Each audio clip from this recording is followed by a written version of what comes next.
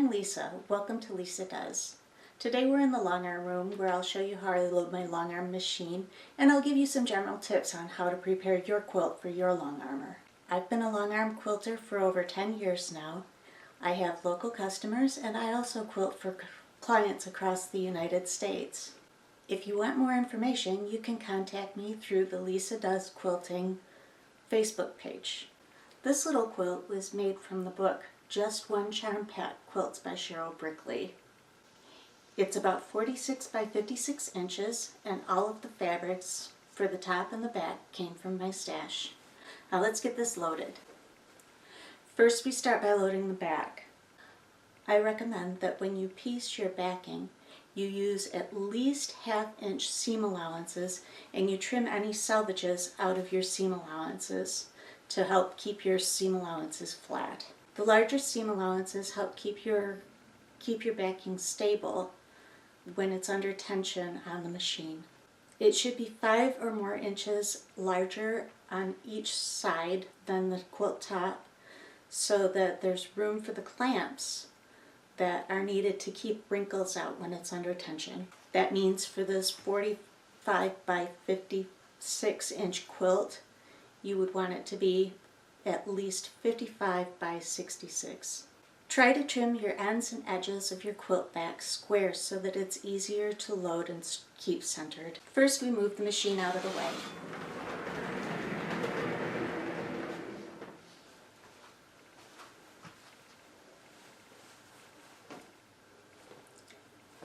Then we open up our back and we drape it upside down over the back of the machine.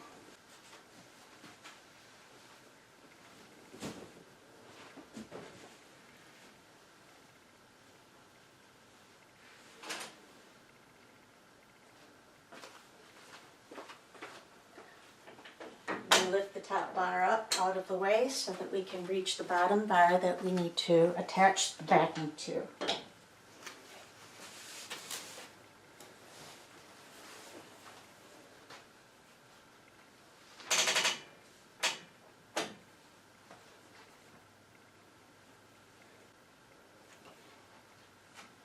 Then I use these red snappers to clamp the backing onto the quilt frame.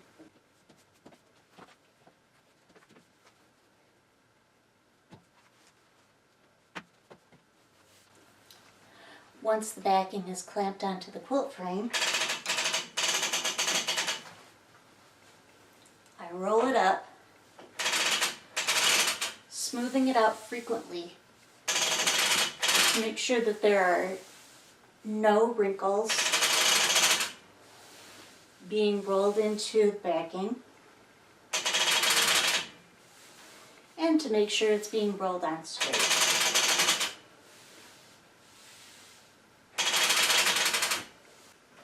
Here we are at the back of the quilt frame, and I have this ready to clamp on to the back roller.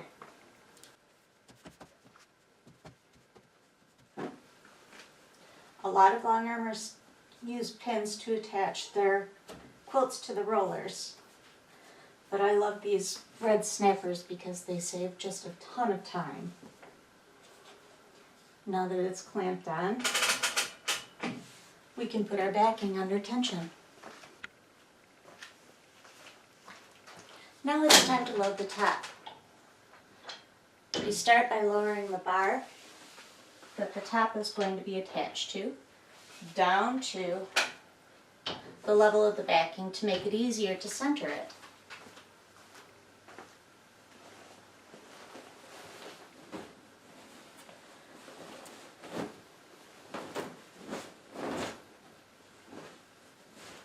I lay the quilt top right side up, centered as well as possible over the back.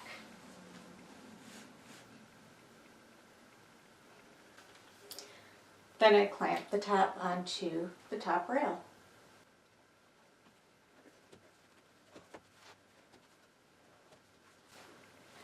You may have noticed that there are a lot of seams along the edge of the quilt here.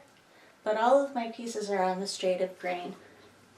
I suggest that if your edge pieces are not on the straight of grain, if they're on the bias, that you sew a stay stitch around the outside of your quilt after you're finished making it, so that they don't stretch.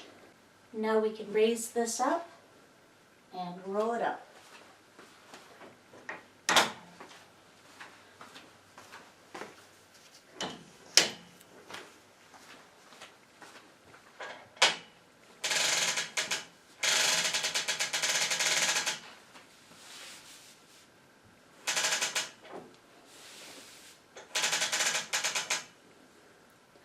Once again, we're careful to smooth this out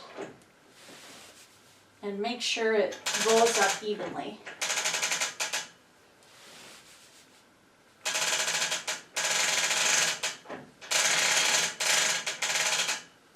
Finally, it's time to load the batting.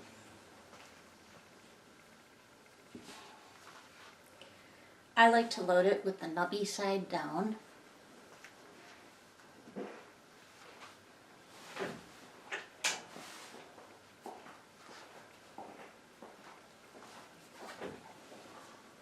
And center it right on this backing, making sure that it's centered to the top.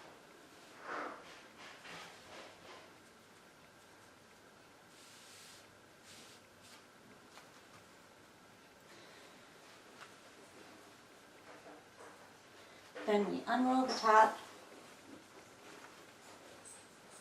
enough to attach it to the backing and baste it in place. Put this bar down.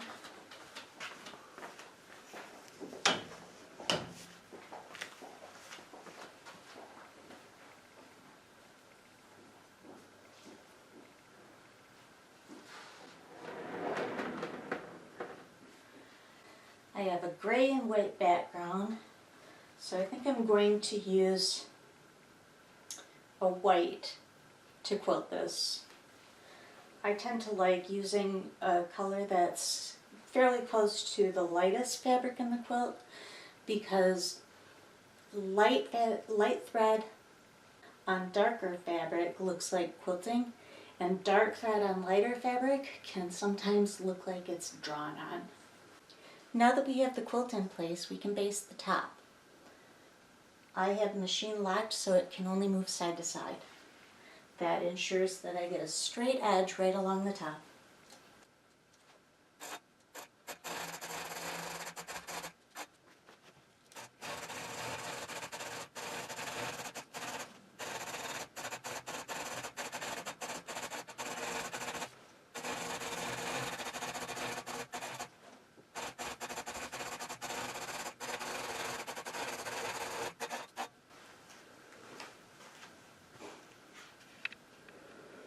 All right, let's roll the top up.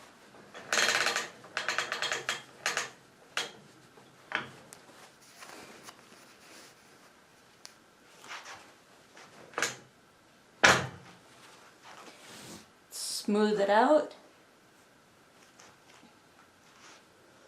Now I can unlock the machine and sew down the baste down the sides.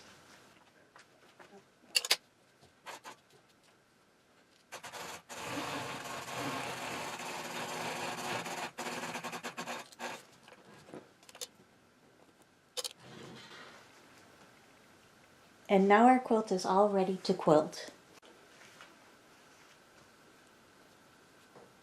The software wants me to start by telling the machine what the safe area is, what the largest area it is that it can be quilted.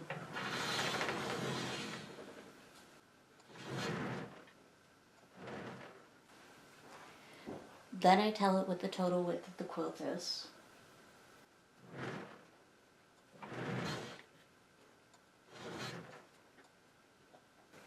I add 3/4 of an inch on each side of the quilt to give it room to shift, and tell it how tall it is. Now I get to choose which pattern I can use.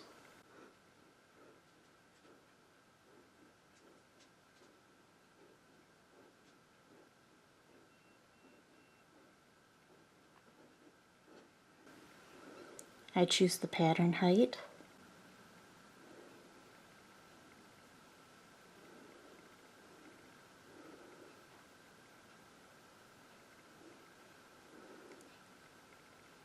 And I choose how far I want the rows apart from each other.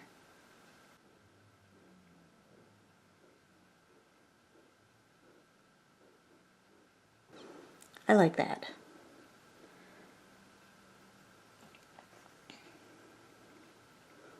So I save my pattern.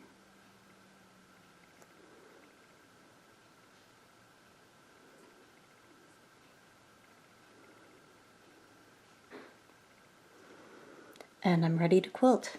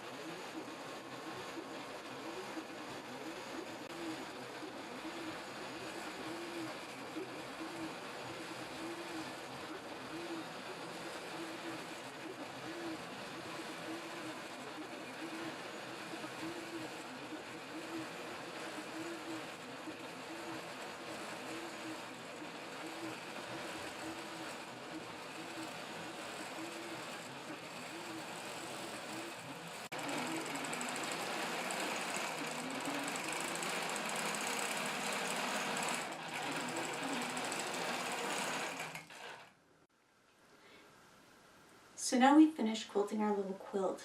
We're all ready to trim it up and bind it. Thank you for joining me, and remember, it's not a quilt until it's quilted.